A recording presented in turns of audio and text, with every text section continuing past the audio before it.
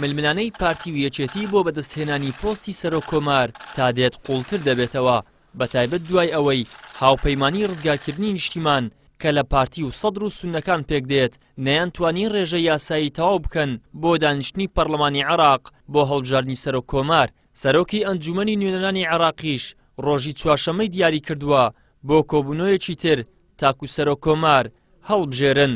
نفتتح الجلسة الثالثة للدورة الانتخابية الخامسة. چاودێران پێیان وایە پۆستی سەرۆک کۆمار تەنها موڵکی پارتی و یەکێتی نییە. ئەگەر ململانەکان بەم شێوەیە بەردەوام بێت بە دوور نابینن پۆستی سەرۆک کۆمار لە دەستی کورد بێتە دەرو گەڕێکەوتنیش نەکرێت ئەگەری بەهێز دووبارەکردنەوەی هەڵبژاردنەکانە.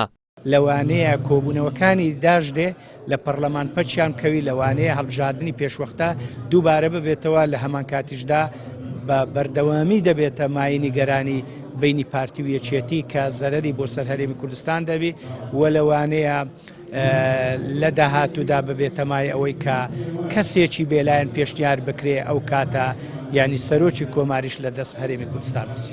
بەشێکی تریش لە چاودێران پێیان وایە بەهۆی بەرژەوەندی تەسکی حیزبی سازان لەسەر پرسە نیشتیمانیەکان لەنگ بووە دەستکەوتەکانیش بچووک بوونەتەوە بۆ چەند پۆستێکی سیاسی لە ئێستاشدا کورد چەندین پۆستی گرنگی لەدەستداوە.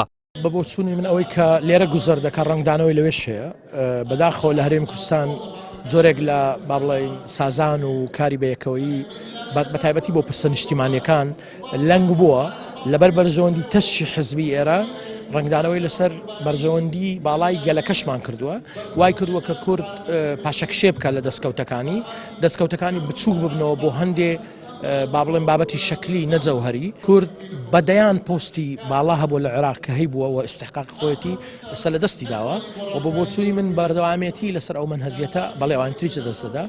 هاوپەیمانی ڕزگارکردنی نیشتیمان هەوڵەکانی چر کردوتەوە بۆ ئەوەی دانیشتنی چوارشەمە بەڕێوە بچێت و ڕێژەی یاسایی تەواو بکرێت لە بەرامبەریشدا چوارچێوەی هەماهەنگی با پشتبەستن باسەیەکی پەکخەر ڕێگرە لە تەواوکردنی ڕێژەی یاسایی و سوورە لەسەر پێکهێنانی حکوومەتی تەوافقی و حکوومەتی زۆرینە ڕەت دەکەنەوە کە سەدر و حەلبوسی و بارزانی بانگەشەی بۆ دەکەن. ئیدریس محەممەد، کەناڵی ئاسمانی پەیام، هەولێر.